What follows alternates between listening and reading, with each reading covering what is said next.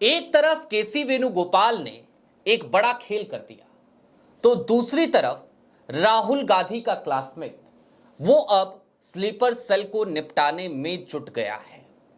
Sleeper cell भी बौखला गया है, कांग्रेस के गद्दार भी बौखला गए हैं और वो भी खुलकर बयानबाजी करने लगे हैं।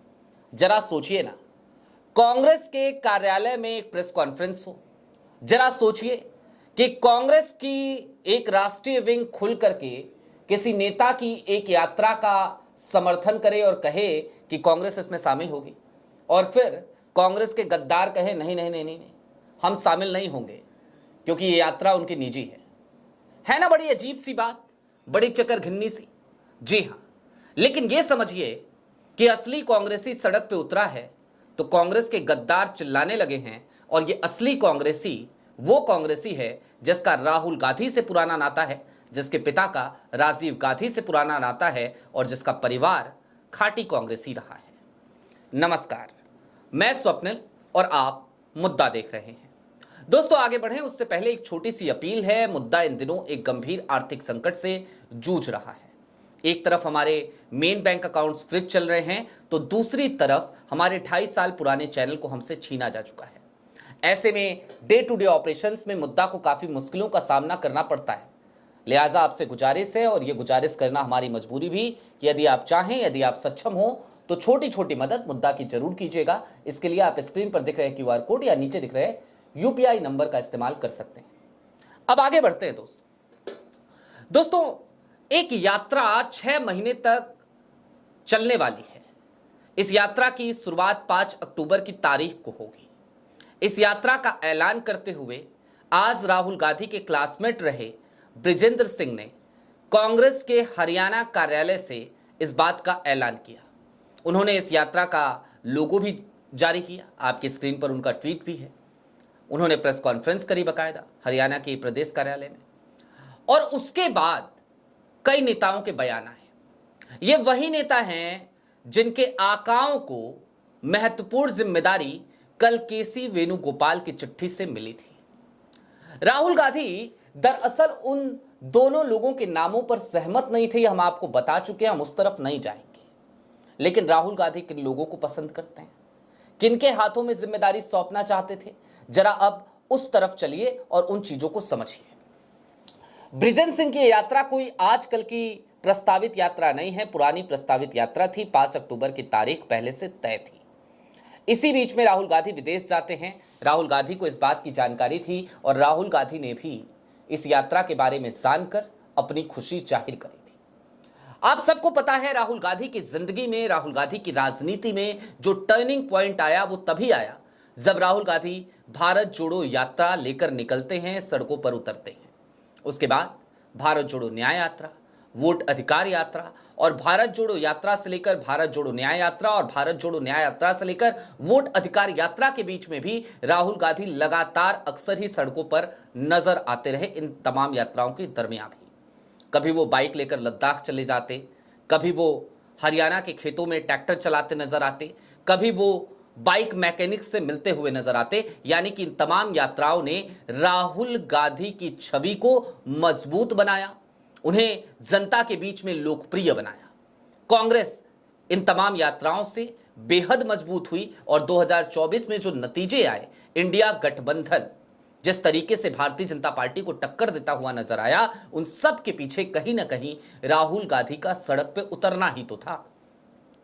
ऐसे में बृजेंद्र सिंह जो समर्पित कार्य करता है, बृजेंद्र सिंह जो राहुल गांधी के क्लासमेट रहे, बृजेंद्र सिंह के पिता यानी कि पूर्व केंद्रीय मंत्री बीरेंद्र सिंह जो केंद्रीय मंत्री रहे और साथ ही साथ राजीव गांधी के साथी रहे, ये वो परिवार है जो कांग्रेस के लिए अपना तन मन धन समर्पित करने के लिए जाना जाता है। इसी परिवार से बृजेंद्र सिंह ने इस बार उचाना सीट से चुनाव भी लड़ा था, और मैं आपको याद दिला देना चाहता हूं, हालांकि बड़ा चर्चित मामला है वो, चर्चित मुकदमा है वो। देवेंद्र अत्री भारतीय जनता पार्टी के विधायक हैं उचाना से। 32 वोटों से बृजेंद्र सिंह हार गए थे चुनाव, और उसके बाद बृजेंद्र सिंह ने पोस्टल बैलेट के मसले को लेकर, चूंकि 242 पोस्टल बैलेट वहां पर अमान्य घोषित किए गए थे, उन पोस्टल बैलेट्स की फिर से काउंटिंग कराने को लेकर न्यायपालिका का दरवाजा खटखटाया। मामला फिलहाल पंजाब चंडीगढ़ हाई कोर्ट में है, पंजाब हरियाणा हाई कोर्ट में, और उस मामले में देवेंद्र अत्री बुरी तरीके से फंसे हुए भी नजर आ रहे हैं। यानी कि बृजेंद्र सिंह लगातार एक तरफ कानूनी लड़ाई भी लड़ रहे हैं, दूसरी तरफ कांग्रेस को मजबूत करने के लिए भी वो कमर कस चुके हैं। वो 6 महीने तक की एक यात्रा निकाल रहे हैं। महिला कांग्रेस की तरफ से, अलका लांबा की तरफ से कल की तारीख में बृजेंद्र सिंह से मुलाकात हुई, उसकी तस्वीरें जारी हुई, महिला कांग्रेस के ऑफिशियल ट्विटर हैंडल से जारी हुई, और महिला कांग्रेस ने यह कहा कि बृजेंद्र सिंह की इस यात्रा के साथ ऑल इंडिया महिला कांग्रेस लगातार समर्थन भी दे रही है और पूरी तरीके से इस यात्रा में वो रहेगी। उसके बावजूद जानते हैं आज की तारीख में किस तरीके की बयानबाजी की गई हरियाणा कांग्रेस के उन नए चेहरों से। नया चेहरा मैं इसलिए कह रहा हूं क्योंकि कल ही तो केसी वेणुगोपाल की चिट्ठी आई है, वरना तो ऐसा लग रहा था जैसे पत्ता कट गया। ऐसा लग रहा था जैसे इस बार ये जो फ्रेंचाइजी होल्डर्स हैं इनके हाथों में कमान नहीं आएगी। लेकिन राहुल विदेश पहुंचे तो वो खेला हो गया, चिट्ठी आ गई। और अब आज की तारीख में 2 नेताओं के बयान आए, दोनों ही हुड्डा साहब के खेमे के लोग माने जाते हैं।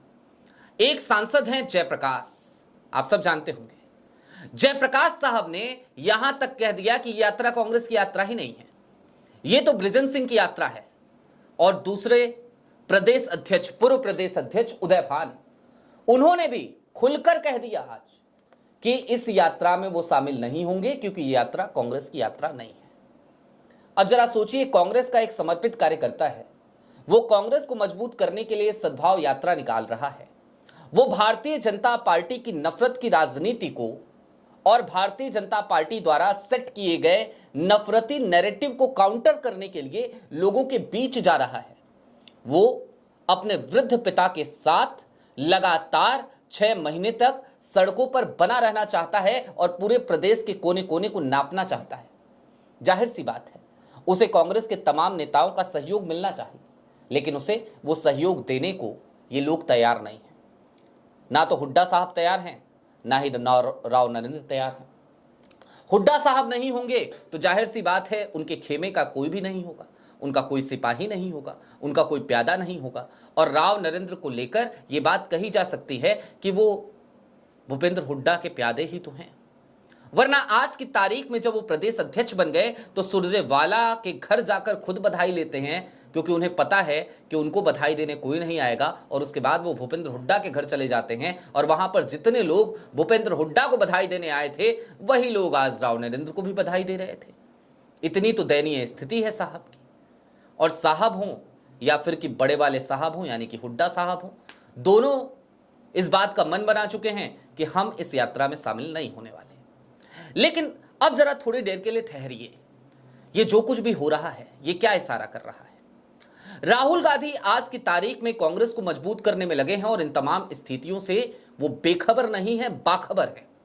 राहुल गांधी यही तो कारण है कि सदाकत आश्रम के CWC की बैठक के बाद जैसे ही दिल्ली एयरपोर्ट पर उतरते हैं तो वो पटना से ही कुछ लोगों को कॉल कर देते हैं और उनको मुलाकात करने के लिए देर शाम बुला लिया जाता है गुरुग्राम में गैलेरिया मार्केट में। वहां पर वो तमाम लोग पहुंचते हैं और उनसे मुलाकात होती है। यहां तक कि हुड्डा खेमे के तमाम नेताओं को इस बात की जानकारी भी नहीं होती कि राहुल गांधी आज की तारीख में हरियाणा आ रहे हैं। लेकिन राहुल गांधी अचानक वहां पहुंचे थे। वहां पर मनीष खटाना पहुंचे, 2-4 नेता और पहुंचे, उन सब से कुछ देर तक बातचीत हुई। और बातचीत इसी वजह से तो हुई थी क्योंकि BK हरिप्रसाद ने एक दिन पहले ही नाम सौंपा था। वो नाम इन्हीं 2 लोगों का था। राहुल गांधी ने इन दोनों नामों पर आपत्ति दर्ज कराई थी।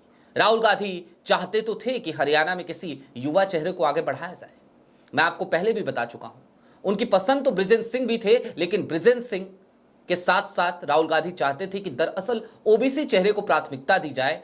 तो एक चेहरा था चिरंजीव राव का, लेकिन राहुल गांधी के विदेश जाते ही यह खेल हो गया। तो आज की तारीख में यह समझिए कि राहुल का ये जो क्लासमेट है ना, ये इतनी आसानी से हार मानने वाला नहीं है।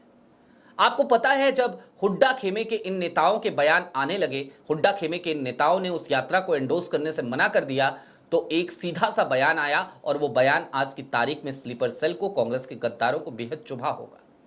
ऐसा लगा जैसे राहुल गांधी का ये क्लासमेट सीधे तौर पे कहना चाहता हो तुमको नहीं आना हो मत आओ, लेकिन ये मेरी कांग्रेस है, ये मेरा परिवार है और मैं इसे मजबूत करके रहूंगा, मैं अपने भाई के हाथों को मजबूत करके मानूंगा।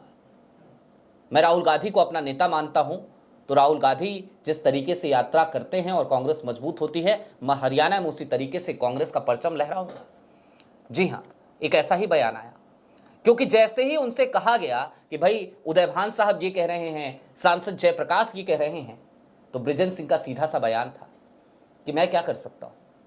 लेकिन आपने देखा होगा कि मैंने जो अपनी प्रेस कॉन्फ्रेंस करी ना, वो हरियाणा के कांग्रेस कार्यालय में करी, प्रदेश कांग्रेस कार्यालय में करी।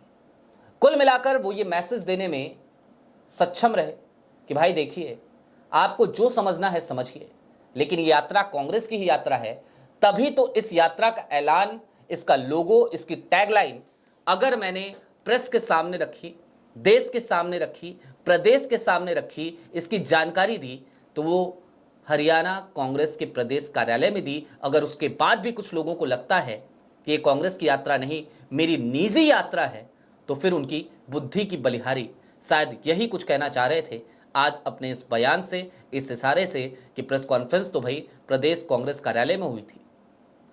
राहुल गांधी का यह क्लासमेट निश्चित तौर पर स्लीपर सेल की नींदें उड़ाने के लिए काफी है। राहुल गांधी का पूरा समर्थन भी अपने इस क्लासमेट को है, कांग्रेस के इस समर्पित नेता को है। और कांग्रेस का यह समर्पित नेता सड़कों पे भी लड़ रहा है, कानूनी लड़ाई भी लड़ रहा है, भारतीय जनता पार्टी की टेंशन हर जगह बढ़ाता हुआ नजर आ रहा है। आपकी क्या राय है, हमें कमेंट बॉक्स में जरूर बताइएगा। अभी के लिए दीजिए इजाजत, चलते चलते फिर वही अपील, चैनल पे नए हो तो सब्सक्राइब करते हुए जाइएगा, सक्षम हो तो छोटी छोटी मदद जरूर कीजिएगा। शुक्रिया।